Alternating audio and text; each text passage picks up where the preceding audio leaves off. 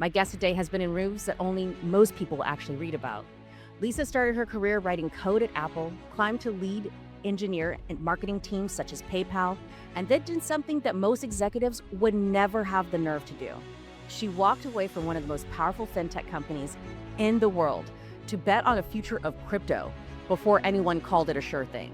The people who were leading PayPal at that time were just, I feel like it was a little bit ego-driven. They wanted to be recognized as being credible and real financial players. She's been named the CoinTelegraph's top 100 global blockchain influencers. People are really thinking about themselves most of the time. And I learned that lesson rather in a difficult way. But there's also a difference between like surviving chaos and using it. And during that time, you really did build. So what is that difference? If I had given up and, decided crypto's not for me, I'm going to go back to the staid world of finance and steady career progress, I would never have achieved what I've achieved today and wouldn't be in the same career position that I am today. So you built in the crypto space when it was still the Wild West. It was the Wild West. Anything wouldn't. What did that teach you about power that corporate world can never do? I would say one of the biggest lessons I learned was how to deal with things that made me uncomfortable, because you can't always fix things and you can't always speak out against things. Sometimes it's not your place to speak out against things, and so you just have to deal with it. The conversations that stay with you are the ones where someone tells you the brutal truth about how things actually work, not how they're supposed to work. This is one of those conversations. You walk on stage or into a room, and it's your first time. All of the eyes are on you. However, the truth is, everyone in that room is thinking about themselves. Not you, not your ideas, themselves. The person who smiled at you in the hallway, calculating. That executive who said, hey, great work, managing you. That colleague who asked you for your help, oh yeah, they're positioning. Once you see it, you cannot unsee it. And once you use it, you cannot be stopped. Today, we are going to dive into the unspoken rules of power, money, and the game that no one teaches you with Lisa Lau. My guest today has been in rooms that only most people actually read about. Lisa started her career writing code at Apple, climbed to lead engineer in marketing teams such as PayPal, and then did something that most executives would never have the nerve to do. She walked away from one of the most powerful fintech companies in the world to bet on a future of crypto before anyone called it a sure thing. She's since been a C-suite and executive director roles at some of the most influential names in blockchain: ShapeShift, BitMEX, Secret Foundation, all of those. She's been named the CoinTelegraph's top 100 global blockchain influencers and has spoken on stages such as Consensus to Money 2020. She is now building the next frontier of accessible wealth through tokenized assets at the Ubuntu Tribe. And somehow in the middle of it, I think she's writing a book. I'm Tiffany Hart. This is Confluently: Power, Money, Influence, Failure, and Resilience. Lisa, thank you so much for being here today. Thanks for having me, Tiffany. You know, most executives would hide the fact that their background started off as an engineer. You didn't. You really leaned into it. Tell me why. That's a good question. I think as a female executive, I do have to fight for credibility every day, every minute of every day. I have to fight for credibility. And I work in a tech industry, and so I work with a lot of men, and there is a tendency to think about me, oh, you're a girl, you won't understand this. So that's why I lead with my engineering background, because it lends me credibility. And so does your intro, by the way. I love your intro. I don't think I've ever been introduced that beautifully before, so I'm gonna save that. Absolutely, absolutely. But it's all true. You worked your butt off to go ahead and earn each and every one of those positions, those titles, as well as taking those strategic leaps. Um, Talking a little bit about that. So you were inside PayPal when digital money was just kind of becoming a real thing. What did you see about the power and the people that other people missed regarding this shift? You know, I love what you said about people are really thinking about themselves most of the time. And I learned that lesson rather in a difficult way when I was at PayPal. Um, this is a story about when I joined the website development team. I was brought in as a contractor for PayPal, and the person who brought me in asked me, the manager of his team asked me to work through a specific contractor company. And I didn't know why. Like, I had no idea. I'm just a contractor. I just want to do a job. I just want to help, you know? And so I got hired, and then everything fell apart a few months later. It turns out this guy was like doing all these terrible things, and he was scamming PayPal. He was using the contracting company as a front so he could siphon money to himself. Anyway, the whole thing was just a big eye opener for me. And I don't think, like you said, it's hard to go back from that. It's hard to see things the way you used to when you suddenly realize that everybody's kind of got their little their game going, you know? They're protecting their income, whether that's their salary or sometimes kickbacks, like it was in this situation, or sometimes it's just favors. You know, they're in with the boss. They want to make sure they keep that because then they're going to get their promotion, they're going to get their bonus, or maybe it's just the golf game. You know, they're going to get to go play golf with the boss. Whatever it is, people protect what they value, and you don't always know what that is. I really like that statement that you said. They protect what they value. And, everybody values something different. So you have to really kind of do a little bit of thinking and sleuthing to go ahead and really see that. Talking about seeing something that other people didn't see. I believe you tried to get PayPal into crypto during that time, and Yes. they were absolutely like, hell no. Was it cowardice, bad timing, or did they not see the vision in the future?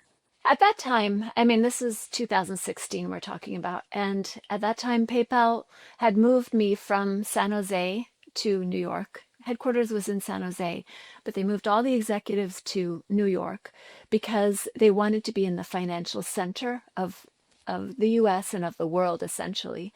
And they were trying very hard to be a bank. They just wanted to be seen as credible. That was a couple years before we had implemented all this compliance stuff, and um, just where everything was a lot more locked down than it had been. And at that time, I don't know that it was lack of vision, it was just a different vision. Their vision was, we're going to be recognized as a real, credible financial institution. Why they wanted that, I'm not sure. Because in retrospect, I mean, think about it. PayPal was the disruptor, right? They were disrupting the financial institutions, but someone in management at a high level wanted to be recognized, wanted to be one of the big boys. And we worked with Mastercard, we worked with Visa, we worked with American Express, and we were always like the little sister, who was not really one of the gang. So PayPal was trying to be recognized as like we're a real player here. And I'm definitely anthropomorphizing PayPal, but in general, the people who were leading PayPal at that time were just, I feel like it was a little bit ego driven. They wanted to be recognized as being credible and real financial players. So at that time, if you think back to 2016, crypto was really, really not the financial institution sort of Wall Street look and feel. It was the rebel look and feel. And PayPal at that time was trying to get away from being a rebel, Yeah. trying to fit in. I I used a lot more words than I needed for that, but yeah. totally off track, but what is it? I was actually overlapped with you because I brought on PayPal into the forum right after they Mm. broke off from eBay. Oh, Uh, yes. Internally, it was like one of the most hellacious battles I ever had to get them in to financial services because they're like, no, they're a provider, they're tech, Yeah. there's something else other than financial services. And Yes. they're like, they're Hmm. not in the room with UBS and, Yeah. Swiss, Bank of America, Jamie Dimon. They don't have a space in this room. And I was like, "They're not at the table," and I said, "They're eating the lunch off the side of your table as we speak right now." Yes. You let them in. It took about 6 months, but I got them in. But Wow. yeah, yeah, That's but really interesting. Didn't know that. All right, back to the questions. You walked out of one of the most powerful fintech companies in the world, right? Straight into chaos in 2018, where there's a bloodbath going on across the thing. How bad did it get? Or was it just another like tech bubble like .com? Well, I mean, I left in 2017, and in 2017, things were very, very hot, crypto. Um, in the first 6 months that I was at BitMEX, running marketing, I helped them to improve the customer engagement so that we had around maybe like 100,000 in trading a month. And over the course of 5 months, we ramped that up to 6 billion in notional trading a day.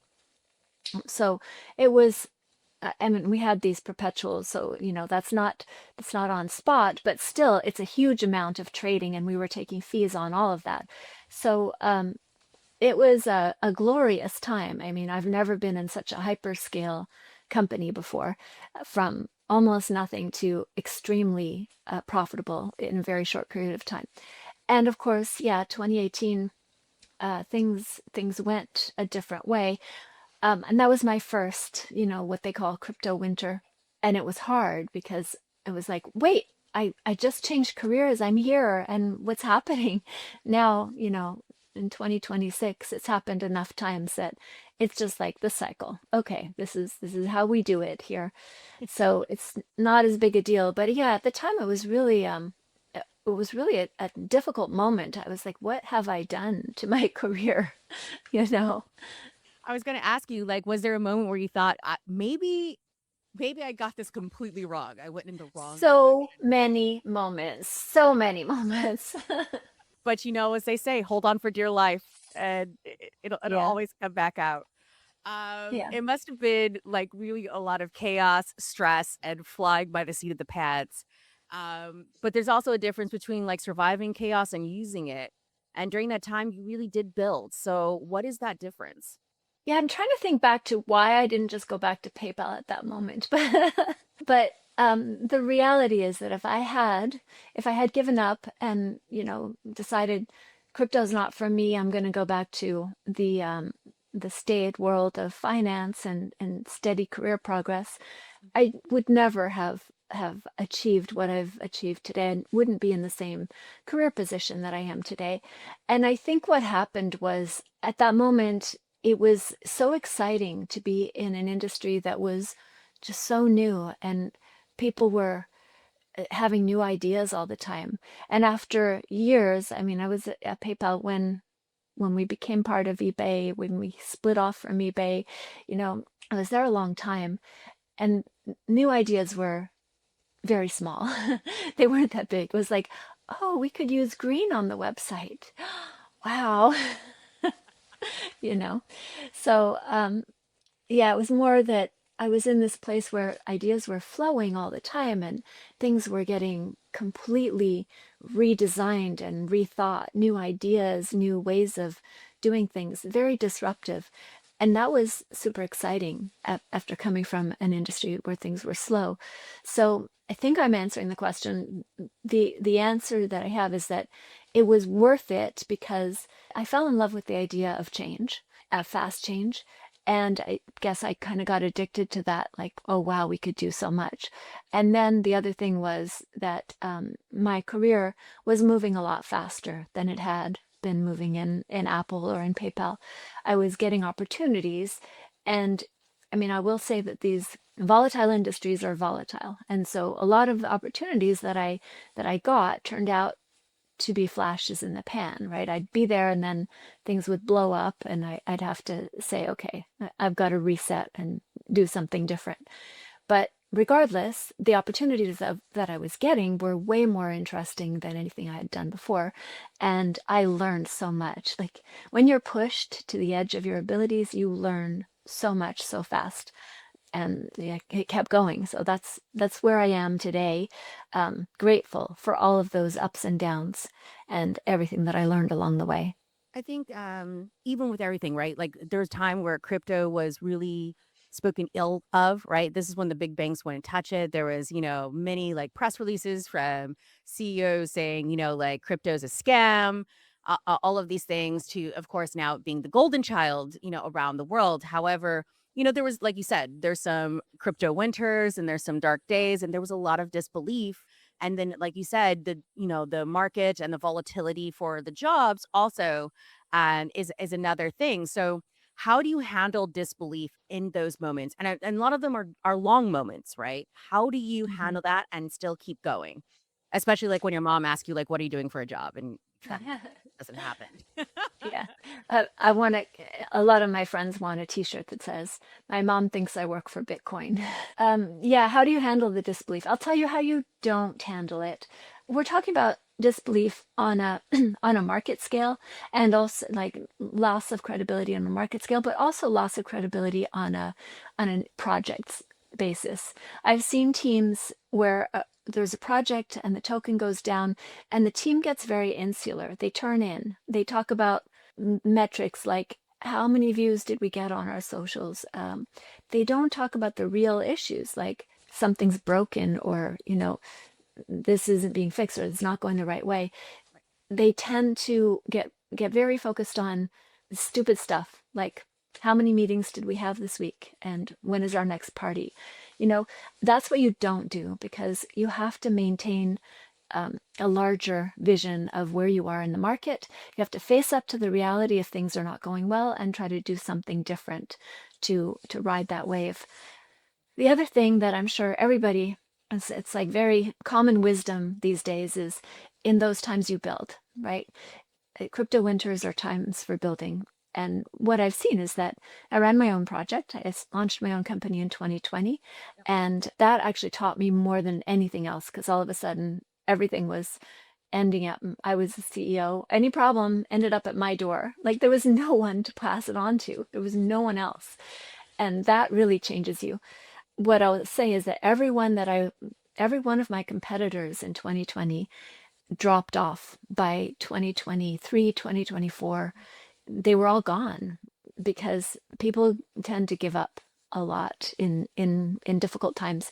So if you're a CEO and a founder, and there were many times I wanted to give up too, somehow or other we scraped through, but those are the times for building because there's less attention on the product selling and there's more attention on what can we build for the future. So the projects that stay building during those crypto winters are the ones that emerge with no competitors at the end of it and an opportunity. I absolutely love that. I think it goes back to the old fashioned saying that, the people that are really, I think, what we call successful or winners in the world are the ones that just keep going, right? Like it just keep going until nobody else is left, right? And Yeah. so And the definition of failure is you stop trying, basically. or Yeah. you died, yeah, so Yeah. whichever comes first, there's a Yeah. couple things that are guaranteed for all of us, death and taxes, but, you've done all this, right? Here you are, you've exited, you've built, you've been a CEO, you are a leader in your space, you could be done. You could get, like, a cushy job at, like, the UN or something like that with a Mhm. really great prestigious title, a fat paycheck, and sit back, but you're still excited. You still get up every day and are still building. What's still exciting you, and what are you currently running towards? Like, what's next? Well, the company that I'm working for now is a gold-backed token, Ubuntu Tribe, and it's more than just a gold. I mean, Tether has a gold-backed token, and Paxos has a gold-backed token. Why am I doing this? The reason is that this is more than just a token that represents gold. This is more of a financial literacy, financial education, and financial equalizing influence. So Ubuntu Tribe is creating finance for the future for everybody with the idea that finance could collapse. Our world is full of so much chaos and volatility these days. We don't know how the US dollar is going to fare given the war, given the political situation. We do know that there's value. There's value in community, right? People will always help other people. And so Ubuntu, the gift token, it's called GIFT, is a community token. It's meant to help communities to build cooperatives, for example, and to generate yield on their own assets. There a lot of the people that we're targeting are those who are hit by very high inflation. Their local currency can't retain its value. So how do you save, right? If you can't even if you get paid today and tomorrow it's going to be worth less, you've got to spend it today in order to get the most value. That doesn't create a saving mindset. But if you replace that local currency with something that is backed by gold, gold has the most steady value through centuries of finance, then suddenly the idea of saving becomes possible. And I'm excited because there's so much inequality in the world. There's still so much abuse of power. The vision of Ubuntu Tribe is very big, but that's what's exciting to me is that it is an alternative. I've been in blockchain for quite a few years now, and since the beginning, we've always talked about financial democracy, democratization of finance, and decentralization of power. And we haven't really made that much of a dent in the actual world structures. But it seems like the world structures may themselves just disintegrate, and we need to build an alternative. So it's not so much excited about building as urgent, or I feel it's urgent to build something that will sustain people, that will sustain everyone, not just the privileged few who can maybe go to Mars when the world blows up, right? But sustain everyone for the long term. And I think cooperatives and gold-backed tokens and community initiatives are what is going to do it. Sometimes I wish they would go to Mars now, but The that's other, on a different note. and I will say the other thing that's super exciting to me is, besides my job and what really gets me going in the morning, is a lot of what you said in the intro actually is people don't realize how their colleagues actually work, like people don't see that everybody's worried about your boss is worried about their own, what their boss is thinking about. And I feel like it's operating instructions for life. I just want to share some operating instructions for life out of my very hard won lessons. That is what I'm excited about, is helping people to navigate the world, not just the world of corporate, but the world of startups and also families, right? Everyone everyone is human, and we just kind of make these assumptions when we grow up that everyone cares about us because we're really important. And and so everyone's going to take care of our best interests. And it doesn't really work that way. So um, it might be discouraging to realize that. But once you realize that, you can actually operate a lot better in the world and take care of yourself and take care of the people around you so that they can better take care of you. I absolutely agree in that. And, that's why this podcast was started. Same concept.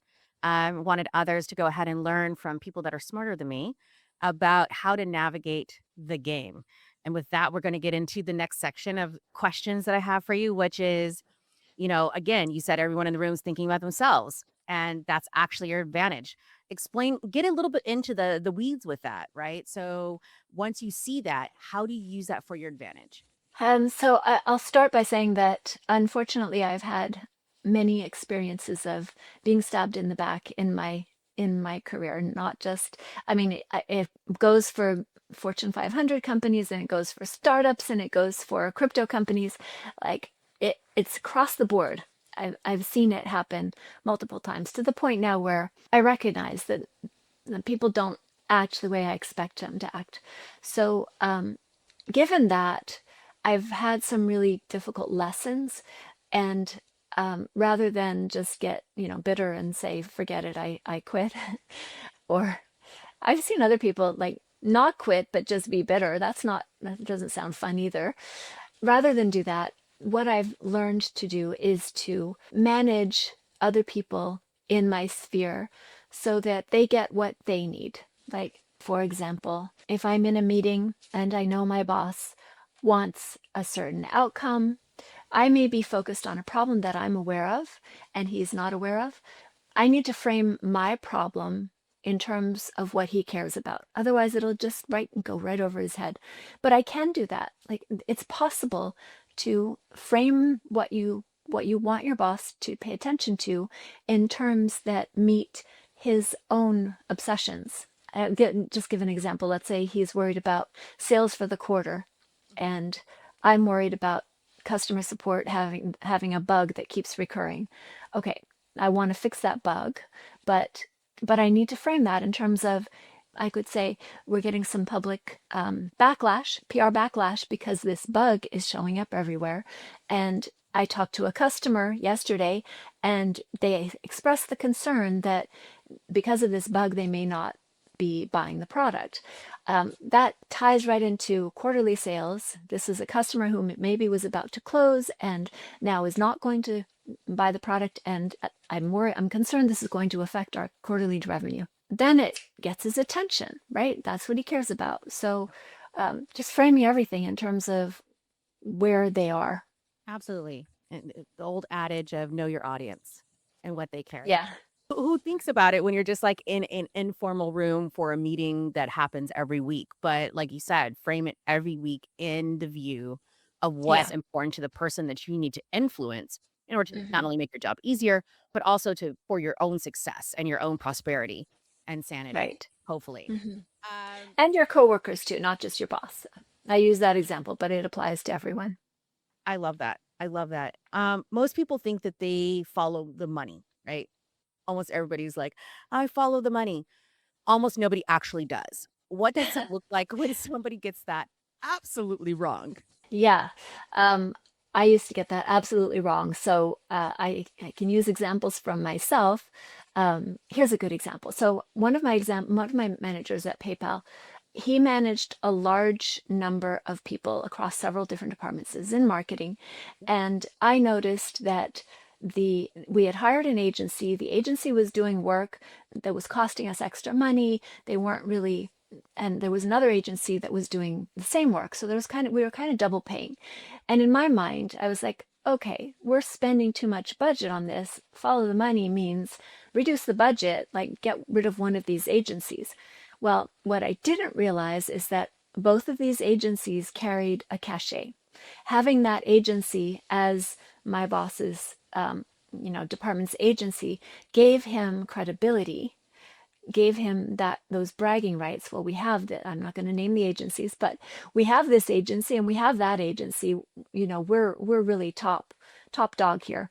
And he was getting a benefit from having that that reflected glory of having those two agencies. So when I suggested cutting one of those agencies, that absolutely did not go very well, and affected my performance review, because I wasn't contributing to the goal that he was trying to get, which was he was trying to get promoted, and his promotion was dependent on the VPs, his bosses, feeling like he was extremely successful, and these agencies were part of that image that he was projecting.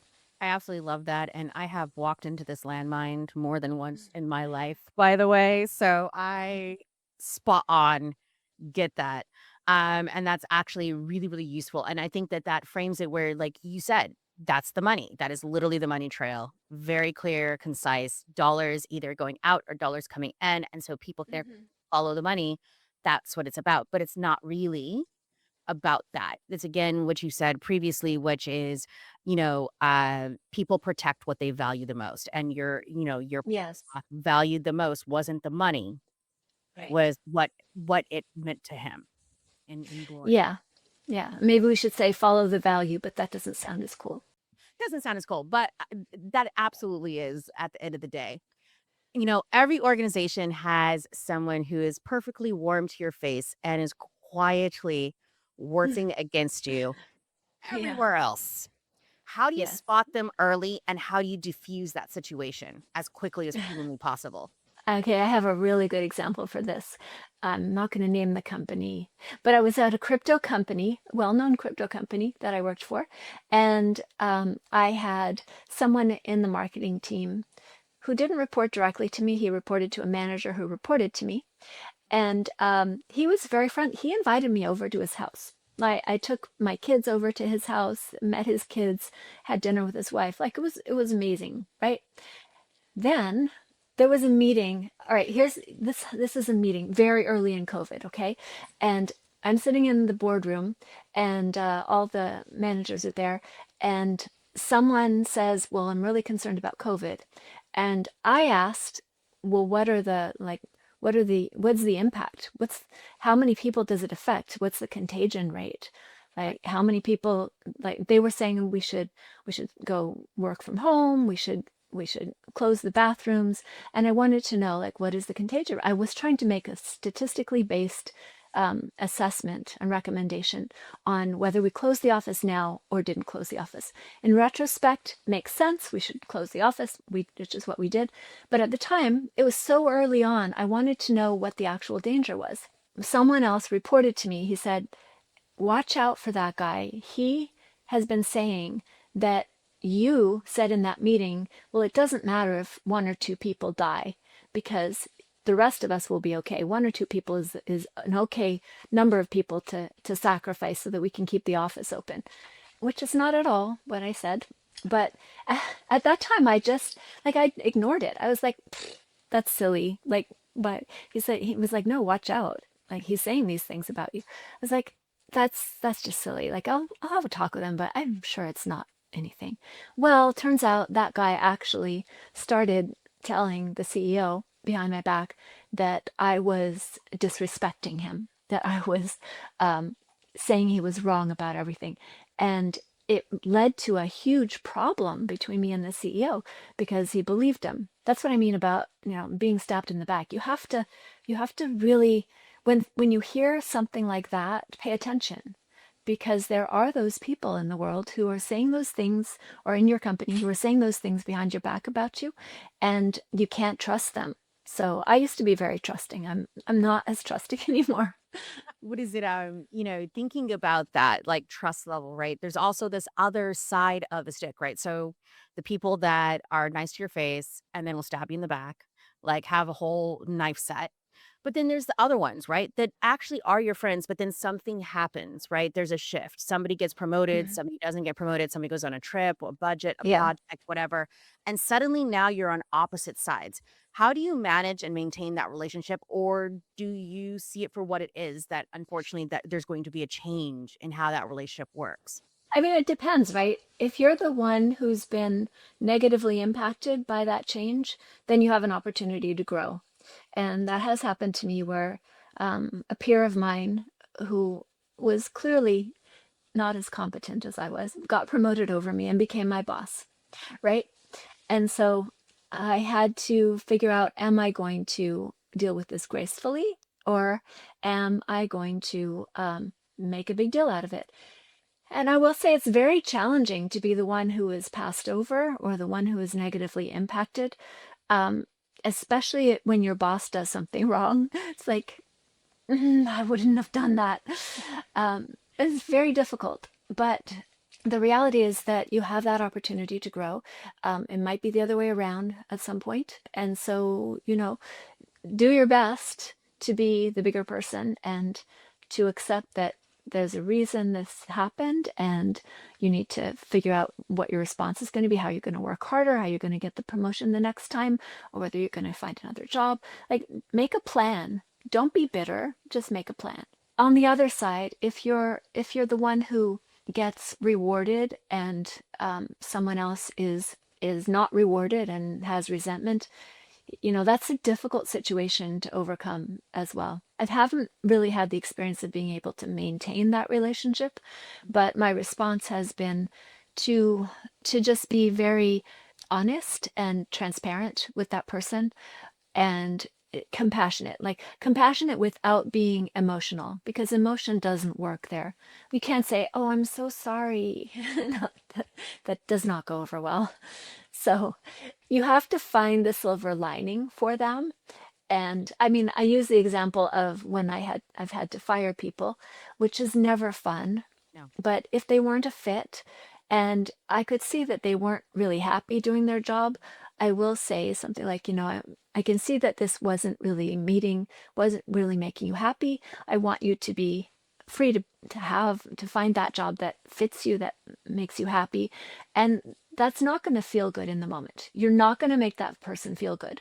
But the words that you say in that moment can maybe help them in the future once they get over it to think, oh, actually, I am happy doing this. Maybe I should do this more. So you can give them a gift in that moment of also technically hurting them. You can't get emotional about it. I absolutely love everything that you said, and I've been on all sides of the field on this. I have been passed over personally for jobs by unqualified people, which made me reflect and understand again.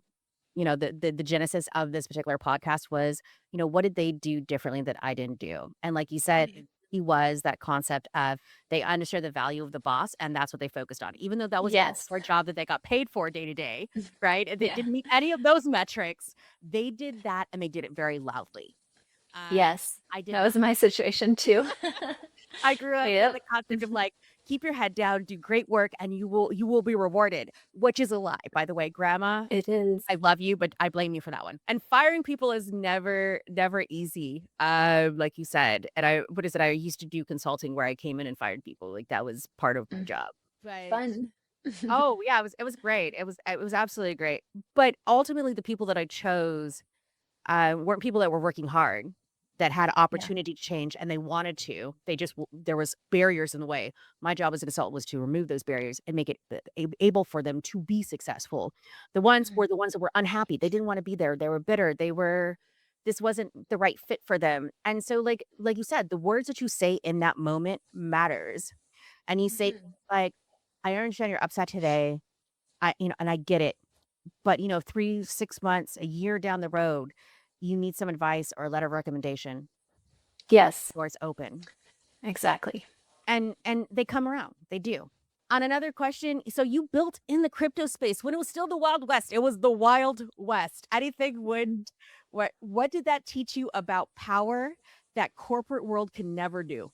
I'll just say that power can be abused at all levels. And when you're in the Wild West, when you're with companies or people that have broken away from convention, sometimes the abuse of power can be quite shocking.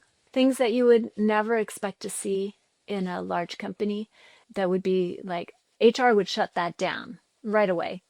You can see that happen in much more innovative industries. And so I'd say in terms of lessons that I take forward, I know you're not asking about this, but I would say one of the biggest lessons I learned was how to deal with things that made me uncomfortable because you can't always fix things and you can't always speak out against things. Sometimes it's not your place to speak out against things, and so you just have to deal with it in the best way possible. And so it taught me how to deal with a lot of things that I would rather not have to deal with. Ways that people abuse their power that I didn't like. It also it also taught me that. So I'm talking about two different kinds of abuse of power. The second is financial. When people are dipping into the tills, let's say, when people are abusing their power by, if they're controlling the flow of money, redirecting some of that money into their own pockets, which I've seen more than once, that's a difficult situation as well, because you have to start looking at what is that person's relationship with your boss and their boss and upper management. Because if you blow the whistle on someone who is best friends and college roommates with the CEO, guess who's getting fired? Yeah. Not the person who's doing the bad behavior. So sometimes you cannot fix things. You can't really look the other way because if it's too bad, you can't look the other way. You can't really report them. So sometimes you just have to make that graceful exit. I think that is one of the hardest lessons, especially for women to learn. Right? Because I think that for us, like we see something, we want to fix it, right? We want to make it better. We don't want to like let it, fester as a problem, right? Because we can see the larger risk that's attached to Yeah. it. And knowing that sometimes there is nothing that you can do about it. Either you try to mitigate it in your own small ways, or detach yourself from it, or just like you said, have that graceful exit. I think is really, really hard. But I think that that power of the no or going somewhere else is one of the hardest lessons that I learned quite late in life to Mhm. do. Um, Speaking about that risk, right? So in high stakes environments, which, financial services, crypto, digital tech, all of these like cutting edge disruptors, right? Are high stakes environments. Your reputation is really everything and it can ultimately disappear overnight. How do you protect it and what does it cost to go ahead and keep up that shield to keep it so it doesn't disappear? I have a kind of a different take on reputation, and um, I don't think it's a very popular one, but I have found it to be true. So Mm, when we're in kindergarten, reputation matters a whole lot because every day we're with the same people, we're with the same teacher, with the same people. You start acting up, everyone knows it, all the parents know it, everyone in your entire life knows it. And it's hard to get that back. It's hard to get that trust back. When you're in high school, it's slightly less, right? Because you have some classes with other students. yeah. When you get to college, it's a lot less because you have students spread across all different um, disciplines and you're sharing classes with them. And when you get into the work world, your reputation is now a compartmentalized thing. You have a reputation with your team, you have a reputation with your, let's say, your college friends. You have a reputation with the partners, your outside partners. You have a reputation with upper level management. You no longer, and this is why you mentioned a little while ago that you can be passed over by someone who didn't do a good job. Everyone on the team knows they don't do a good job. Their reputation is shot with the team, but with their manager, they've managed to curry a really good reputation. They've nurtured a really good reputation just because they care about what they care about, that manager cares about. So I feel like reputation is compartmentalized. You have to take care of certain relationships and your reputation within certain circles. But I also feel it's very recoverable. I remember when I was a developer at Apple, I made a big mistake. I launched a utility that only I had written. So I was the only one, only developer on the project. And I made the mistake and I launched it and it was wrong. I spent 2 weeks like just miserable because it felt like everyone knew that I had done this huge mistake. And I had one friend who stuck with me. Everyone else was like, oh, she's the one who made that mistake. And I thought, my career's over. I'm done. I felt like I was done. But it doesn't matter at all now. Like looking back, it's like such a minor little blip. So I just want to say that we have this idea that I went, it's programmed into us because in the old, a long time ago where we evolved, if you lost your reputation, you could get ostracized and you get kicked out of the village and you would die, right? That's the way it was. So we're very attuned to how do I make sure that everyone likes me? Everyone has to like me all the time, or else I might die. Mhm. I can't survive. It's not true. It's not true that everyone has to like you. You can piss people off. You can like have disagreements. You can have arguments. You can do the wrong things. You can make mistakes. You can even come off as like a jerk or dishonest even, and you can still recover. There's still an opportunity. Go to another go to another company, start over, do a different podcast. So my feeling is that you don't have to guard it so much as be a little more flexible. Realize that reputation is a very multifaceted thing, and it's hard to completely ruin it. Yeah, we're starting to see that nowadays with a lot of the media coverage around a lot of people that have maybe done some Yeah. bad things and they're still there. So, Yep. and also the timeline is long. I think people forget that life is long and people forget or forgive and people can change and do better in the future. Right. Thinking about that, right? On the flip side, reputation is loyalty, and loyalty can be extraordinarily expensive. I know that you've been burned by it. How do you Yeah. curate the ones that are worth keeping? So for me, loyalty is really, really important. It's one of my top qualities to hire for. And you ask, how can you hire for loyalty? You can ask certain questions that determine how loyal someone was to their previous manager, for example. Mm. It's not a trick question, but most people tend to answer it the wrong way if they're not a loyal person. So, Tell me more about this. Get into it. This is a new okay. one. All right. So, my question is, can you tell me about a time when you disagreed with your manager? And you'll have so many people, like I'd say 8 out of 10 people will tell you about a time when they disagreed with their manager because their manager was stupid. That was the reason. Then they go on to tell you how they proved that their manager was stupid and how they were right and their manager was proven to be wrong and everybody knew it. So that is the wrong answer. If you're ever interviewing with me, don't say that. 2 people out of 10 will give you a story about when they disagreed with their manager and they were wrong. They learned something from their manager and they were grateful that their manager told them this thing or explained to them or helped them to learn this thing.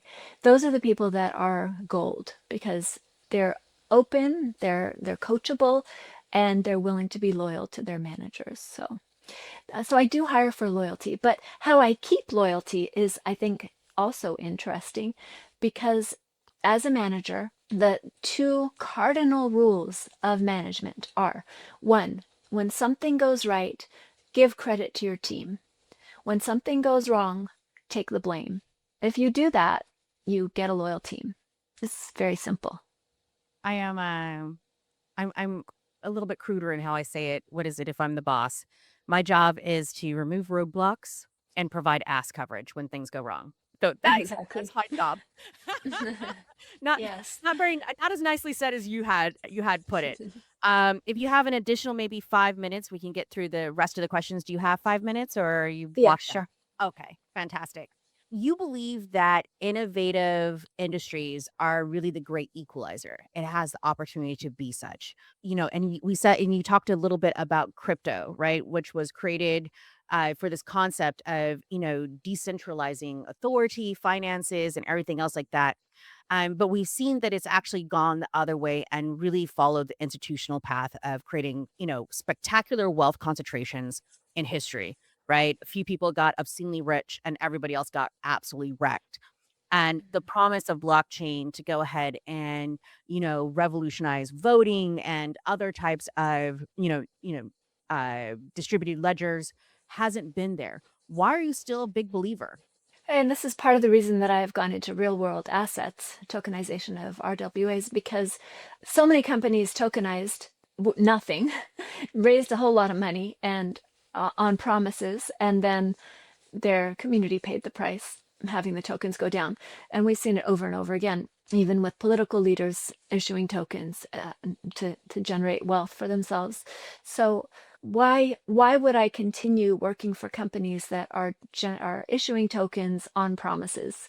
I think I'm burned out on that, but companies that's why I like Ubuntu Tribe. It's fully gold backed. You can redeem your gold. You buy a token, it's worth a certain amount of gold and you can actually have that gold delivered to your house. It's a little more substantial, right? And it's no longer talking about high vision promises of DAOs and voting and equalization. It's actual real value being tokenized and partitioned and distributed. So yeah, I think that's why. It's because it's more real. I love that. You can feed your family with it, right? You can keep your house on, your lights on, and take care of the people that you matter. And ultimately, that is the goal, I think, of everybody. Another thing that you said was about remote work, right? Distributed teams, AI kind of flattening hierarchies. There's this optimistic read, I think, in society that power is decentralizing. That who you know matters less than what you can do, right? Is this actually true, or is this the story that the New York Times is trying to tell us? Do you still see concentrations of power at the top and risk moving down to the bottom? And what do you think the future holds for us? I can't imagine a world where who you know doesn't matter, but more than what you can do. I just haven't seen that. So I'm not even sure how to answer because I don't, I think that who you know is really the most important thing. I will say that it used to be what you could write on your CV that mattered, and now it's more like what you do in the world, like your public image, whether people can find your, if you're a developer, what you have in your GitHub, they can see it. If you're an influencer, how many followers you have. If you're a marketing person, like how your projects have done. So it's a lot more, everything is much more visible and transparent in the world. So people look for real results rather than claims, which doesn't really answer your question about what you can do versus who you know, but it kind of does. It's what you've done in the past. What you've shown that you've done in the past does matter more than it did in the past because there wasn't as much to see before. Now everything's out there and online. Invisible. Absolutely. Mhm. Switching a little bit to the future, you've really operated at some of the highest levels in your industry for a very long time. If you could go back and tell yourself only one thing, not the inspirational, fluffy version of it, but a real one, what would that one thing be? I just want to tell myself not to be so trusting, but that seems so cynical that I'm trying to search for something else. I guess I'd say believe in yourself because that's always been my challenge is believing in myself. If I didn't have, I have a coach that I talk to every week, and sometimes I think that's the only reason that I've managed to achieve any success at all in my career because my coach believes in me. And every week, my coach tells me all the great things that I am doing. And so I wish that I could go back and tell myself, like, really, you are amazing. You can really do this. um, I would love to believe in myself more from the beginning. I'm telling you, if we all could go back to when we were a kindergartner and had that ultimate belief in ourselves that we could do anything, and we didn't lose it by the world telling us, what's possible and what's impossible. I think that we would have such amazing people, even myself. Like I wish I had that same confidence of a 5-year-old telling me how to play a game. Like that's the real directions. Full belief Hmm. and, full transparency and no questions or doubts there. Hmm. Uh Yeah. Someone that's listening right now, they're in a situation they don't know how to navigate at work. What would you want them to walk away with so that they could possibly do something different tomorrow? Like things have blown up, they don't know what to do. This is a really great question. So I mentor a lot of people in similar situations, and what happens to people is they get fixated on one option or two options. Those are the only two options they can see. And there's always more options. So however you problem solve, whether it's going into a deep meditative trance or whether it's talking to your friend, do that. Talk about the problem, think about the problem. Some people sleep on the problem, but start thinking outside the box because just recognize there are many more options than the ones you've come up with so far. And somehow you can discover those options, whether it's by maybe you have a creative friend who can give you some other ideas, different ways to look at it. Or, I mean, you can always ask Claude because, or OpenAI, they do have different ways of coming at problems, which is nice because all of a sudden we now all have a creative tutor in our pockets. Absolutely. I'm a big fan, you already know this, of AI, to go ahead and be a sounding board, to go ahead and hone, think through, and come up with different views of thinking about things. So if Mhm. people want to go ahead and find you after this, I know you're doing a couple of things. What should they keep an eye on? Yeah, check me on LinkedIn. I'm Lisa Loud on LinkedIn.